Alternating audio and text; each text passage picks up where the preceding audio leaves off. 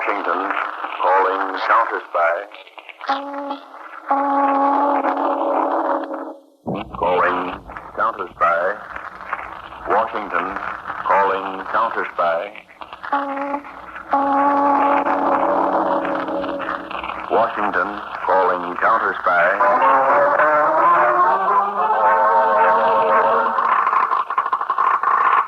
Harding, Counterspy, calling Washington. Harding, Counterspy, calling Washington.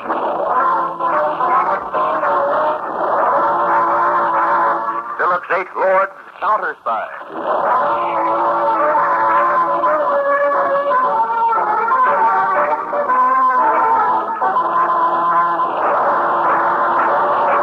Network is proud to present Phillips H. Lord, Counterspy, a dramatization packed with thrills and adventure.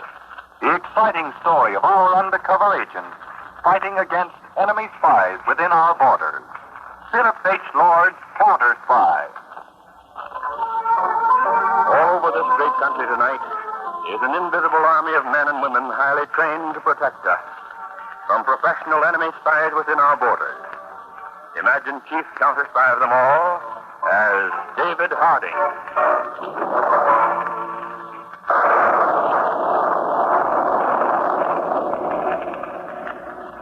Imagine it's storming tonight. In just what state, we can't say, but we're at war. Giving out of weather conditions is now prohibited.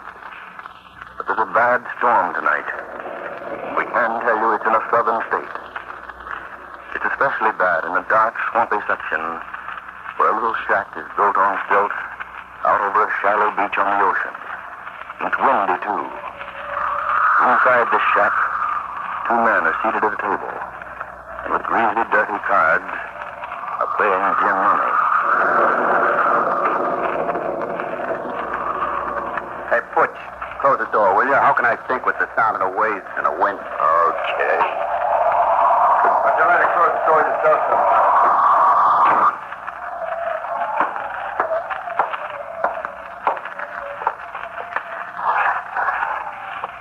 Okay, Butch. You drawing or you taking the Queen of Hearts? I'm taking the Queen of Hearts.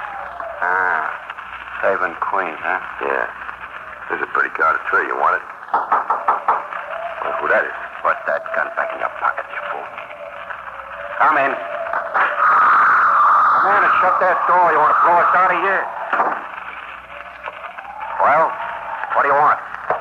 Listen, Mr. Tony, I'd like to get my pay. I'm getting through, and I want to get my resignation. What's the matter, Sam? Are we paying you enough? Yes, sir, you paying me enough, but I's a man that's got 14 children, and you gentlemen ain't mine. I think I was going to retire. Now, look here. You only been here 2 weeks. We just got you broke in. Yeah, that's a big idea, trying to quit. Well, I don't like so many secrets. Everybody got secrets. Things is awful funny. I was a man with 14 children.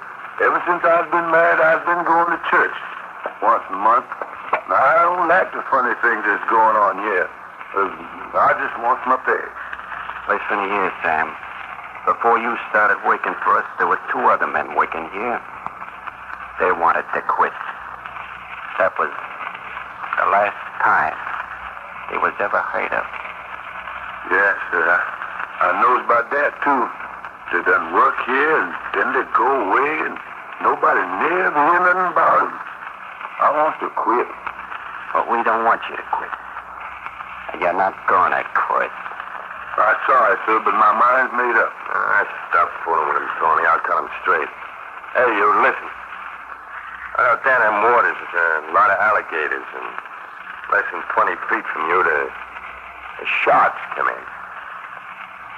You don't want to quit, do you? I does. I was a man with 14 children, and when I makes up my mind, it's made up. If you had 14 children, you'd know that when you makes up your mind and says something, there ain't no unmaking. Now, you listen for the last time. If you don't want to be shark bait, you change your mind, understand? Yes, sir. Are you staying or leaving? I was leaving, sir. I was telling you, I was a man with 14 children. Butch, like we gotta find a new handyman. Yeah, but come on, let's drag him out. We get enough with that wind blowing and that storm. I don't want to have any corpses laying around here. Grab his feet. Okay. Yeah, I got him. Drag him to the edge.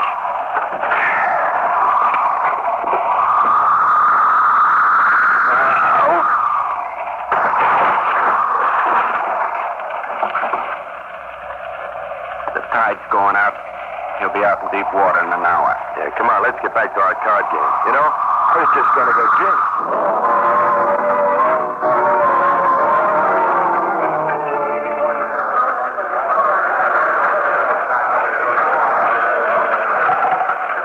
Counterspy, Statistical Department. Yes? Yes? 462,091. Thank you. Oh, George. George, look over here, will you, moment? I want to show you this. 400 all pilot people are to be placed in the standard file for immediate investigation. All civil service employees working on rubber statistics, file your reports immediately. Paging Robert Wallace. Robert Wallace, wanted by Chief Harding at once. Report to Counterspy Executive Office. Robert Wallace, wanted by Chief Harding immediately. All those compiling train schedules are to use blue form. All those compiling train schedules use blue form. You sent for me, Mr. Harding? Yes, Bud. Has the Statistical Department turned up anything of great importance? Yes, sir, they have. Just as you thought. Gas rationing coupons show a forgery of nearly 1 million gallons. Mm-hmm. I was afraid of that. Hello, Mr. Howard. Yes, Mr. Harding? Want to see Mr. Baxter immediately. Send for him. In the meanwhile, I wish you'd come in and give me your report. Yes, sir. This is going to be a tough nut to crack, Mr. Harding. 500,000 forged gasoline coupons. Bud, counterfeiting or altering gasoline coupons is just as bad now as counterfeiting money. Perhaps worse. I have a hunch that this is even more serious than it appears on the surface. How do you mean? I'm afraid that this gas is being obtained by counterfeit coupons to be used to refuel enemy submarines. You think it goes that deep? Yes, Mr. Harding? Mr. Howard, concerning those 100 counterfeit gasoline coupons I gave you to analyze, were all those coupons printed on the same type of paper? Yes, Mr. Harding. They were printed on Wilson paper, made with cupramonium hydroxide instead of the zinc chloride solution. I see. How many concerns manufacture that certain type of paper the counterfeiters have used? 4, sir. 2 in the south, 1 in the north, and the Acme Paper Company out west. Check every one of those companies, Mr. Howard. I want the names and addresses of all shipments of any size made during the past year of that type of paper. That's all. Yes, sir. If Mr. Baxter's waiting outside, have him come right in.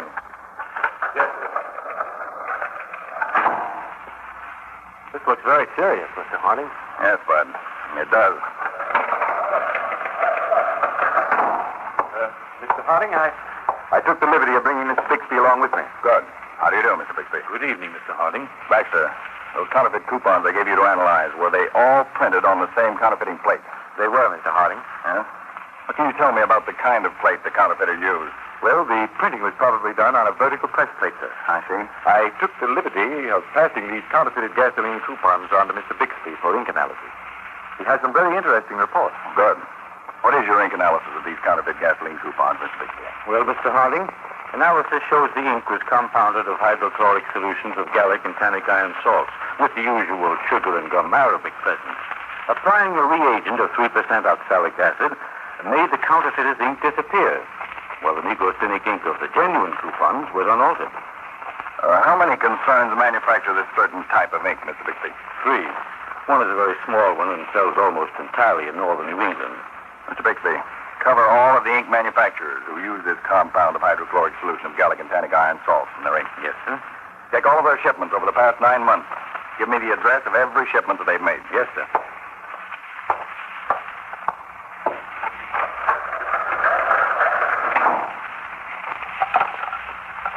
Harding speaking. Get me Commander, Army Base Airfield. Bud, pack your suitcase and meet me at 11 tonight at the base airfield. Yes, sir. Clothes for a warm climate or a cold, Mr. Harding? Hot.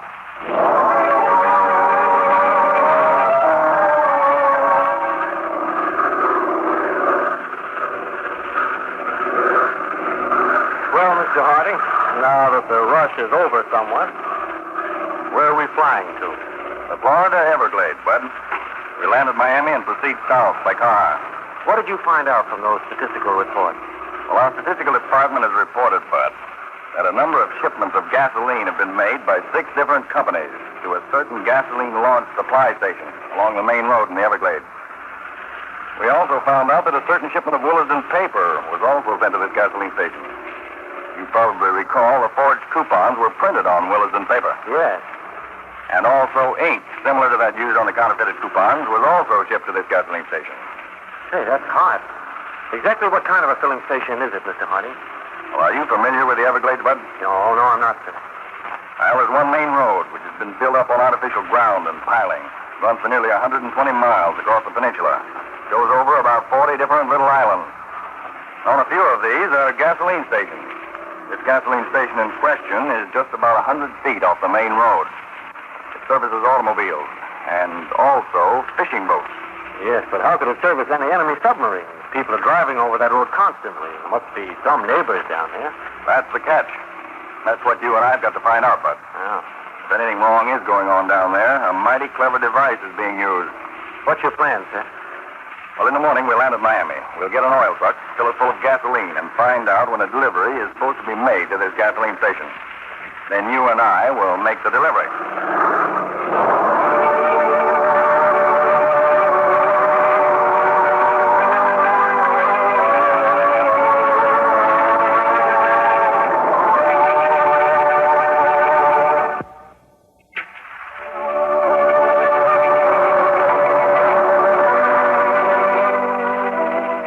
Back to David Harding and Counterspy.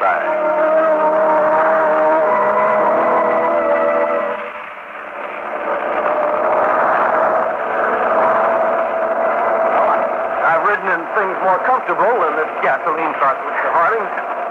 Good for the digestion, Bud. That light ahead, I think that's where we turn off. You know, it's strange if they insisted we deliver the gasoline at night. There's no sense in surmising or guessing, Bud. Just got to wait and see what develops. Yeah, here's where we turn, all right?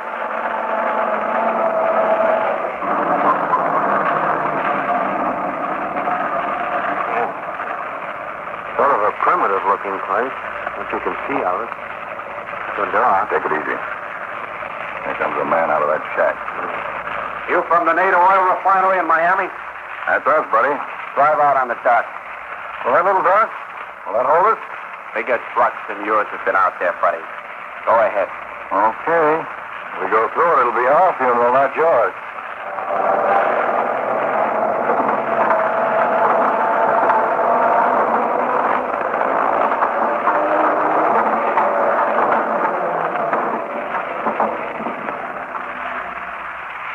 You made quick time. Yeah, we stepped on it all the way from Miami. Man, it sure is dark out here. I'll have to use my flashlight. Now, where do we put this gas, huh? We got a tank under the dock. That's the pipeline to your left. Okay. Well, you need it rinsed? Now you can unscrew the cap at your hand. Yeah, okay, Bud. Let's have a hose. Coming up. One rubber hose. Okay, Bud, let the gas come full. Here she runs. Oh, waiting for the tank to fill. Do you want a drink, mister? Sure. Not supposed to touch it while I'm on duty, but I guess a little one wouldn't hurt. Nah. Here's a bottle. Help yourself. Thanks. In fact, I always carry 2 bottles. One for a friend, one for myself. I'll take a little nip out of mine. Here's to you. Here's to you guys. No. Blasted, what a lumbering fool I am. What'd you do? Drop your bottle? Yeah, worse luck, it hit on the top of this iron stanchion and busted. Here. You'll have to have a nip out of this other bottle then. Oh. Man, I don't feel you standing living down here. Nobody for 5 miles on either side of you. Oh, yeah? Gotta spin it. What's that? Alligator. Just one of the neighbors.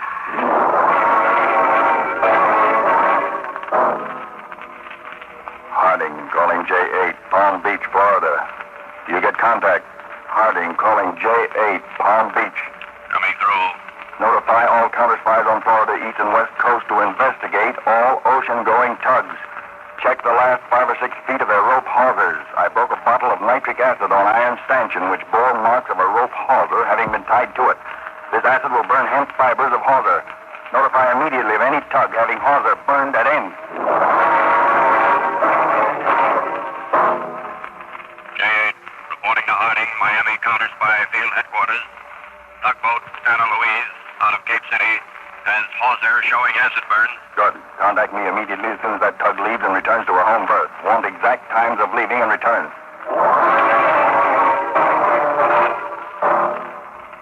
J8 Counterspy, reporting to Harding. Proceed. Tugboat Santa Louise left berth 7:35 last night. Returned 5:35 this morning. Average speed when not towing is 14 miles. That is all. All right, Bud. This is the information we've been waiting for.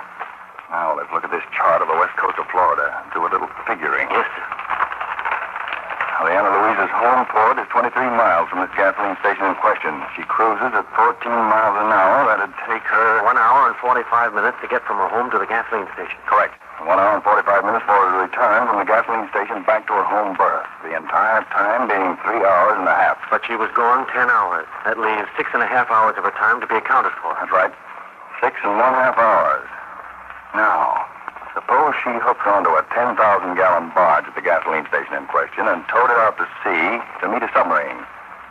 It'll take 2 hours to unload the 10,000 gallons after she met the sub. Which leaves 2.5 hours for her to tow the loaded barge out and the empty barge back. Correct again. Now, I checked with the Navy, and a tug which makes 14 miles an hour by itself is slowed to 12 miles an hour when she's towing an empty barge. When she's towing a loaded barge of 10,000 gallons, she'd be slowed to 8 miles an hour. Her average would therefore be 10 miles an hour. 2.5 hours still accounted for. That means in 2.5 hours, the sub could cover 25 miles. So she'd be meeting a sub 12.5 miles off the southern Florida coast. That's beautiful deduction, Mr. Harding. Good reasoning, but where does it get us? What makes you think she did pick up a 10,000-gallon barge at the gasoline station in question? Where was the barge? Oh, Bud, I haven't been entirely honest with you. I kind of suspected it. Did you notice, Bud, the night when I put the nozzle of the gasoline hose into that pipe, the pipe was just flush with the dock? No, I didn't. Well, it took us 45 minutes to put that gas in. When I took the nozzle out of the pipe was 4 inches lower than the level of the dock. Oh. Then the tank under the dock was a floating tank that went up and down with the tide. The dock was really a disguised oil barge with just the shell of a dock over it to camouflage it. Exactly. And before morning, the tug brings the empty barge back, and it's shoved under the dock again. What's our next move? Tap out the signal through the Counterspy headquarters, Washington.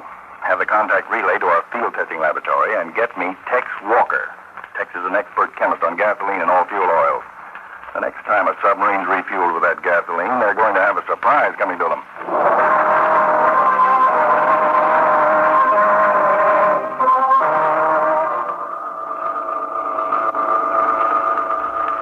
Lieutenant Czar, chop off fasten. Motors full speed ahead.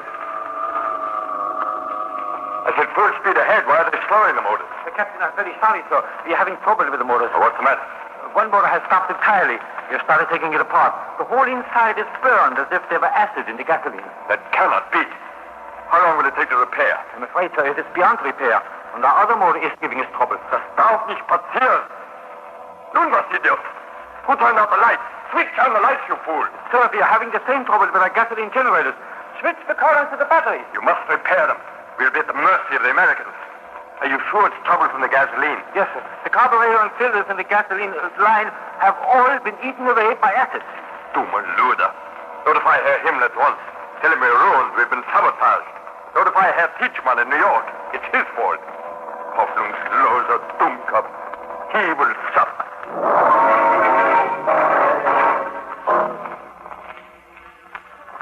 Counterspy headquarters, Washington. Emergency message just intercepted from disabled German submarine off Florida coast. To Herr Himmler, Berlin. Submarine also trying to contact Gestapo agent in this country, but cannot as yet locate contact point.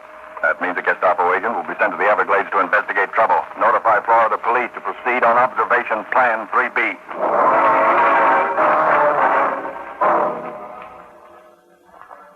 State Police reporting to David Harding according to issued Counterspy orders. Black limousine speeding down Everglades Trail at 70 miles an hour. Drivers alone in car. Out-of-state car. License number, New York 14C319. So we stop this car at next police intersection. No, let us proceed. Washington, you contact Baxter. Speak. Yes, sir. I'm in the New York License Bureau, as you requested. Your call is being relayed directly to me. This is Harding. I'm still in Miami. Check for me immediately New York license 14C319. Yes, sir. I have the file. Just a minute. 14C. Herbert R. Teachman, 1142 East Riverside Drive. Teachman. That name's very familiar. I'm having our suspect filing clerk listen in to our conversation. He's probably even now checking on Teachman, and you should hear from him within the next 2 minutes. Excellent, Baxter. That's using your head. I'll wait right here for his report. Suspect filing clerk, if you're listening on this wavelength, come in as soon as possible. Time's an important element. This is Harding, Miami Counterspy headquarters. Come in. Herbert R. Teachman, wealthy broker, German-born, has lived past 6 years in Berlin. Returned to States August 24th, 1940. Bachelor, sworn in Gestapo at Hamburg, 1937. That's enough, thanks. Signing off. Okay, Bud. Now we know what we're up against. It's the big boss himself. Teachman's on his way to check his operators at that gasoline station. We've got to fly down there and quick.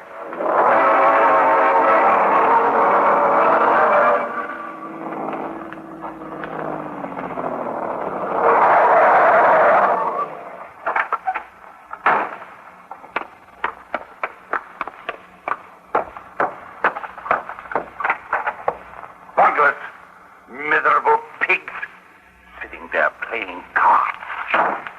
The boss. We were just playing a little gin rummy. Salthouse. Right on, unspeakable idiot. What's the matter? We ain't done nothing, boss. Honest, we ain't. Who have you been letting put acid into gasoline you have been taking out to the submarines? Acid? Nobody ain't done nothing, boy. I told you that one of you must always stay awake to guard that dock. That you must guard it with your life.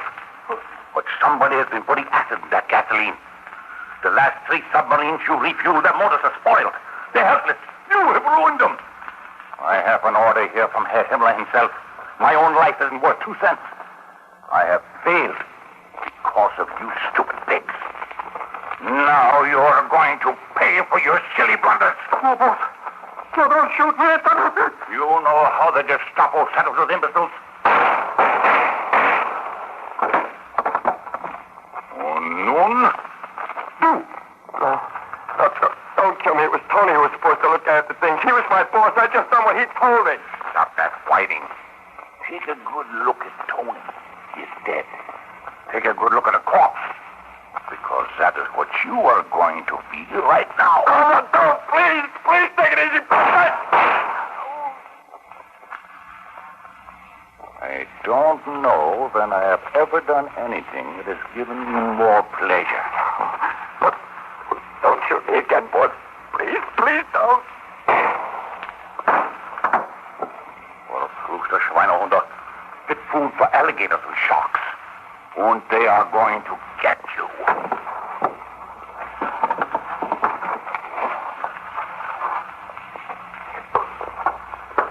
I wouldn't. And I wouldn't reach for that gun on the table, Teachman. Who are you? Harding, Chief of United States Counterspies. If you make one move, you won't have to worry about the Gestapo getting you.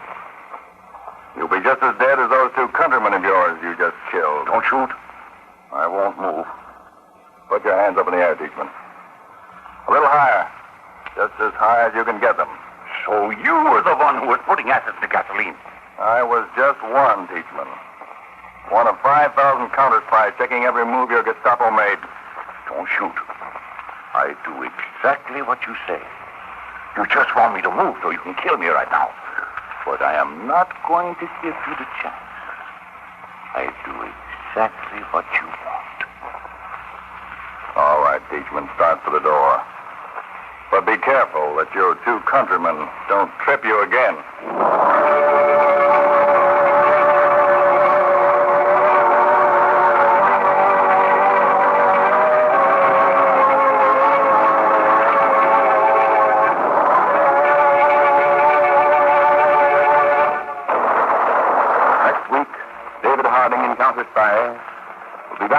place, same time on Monday evening.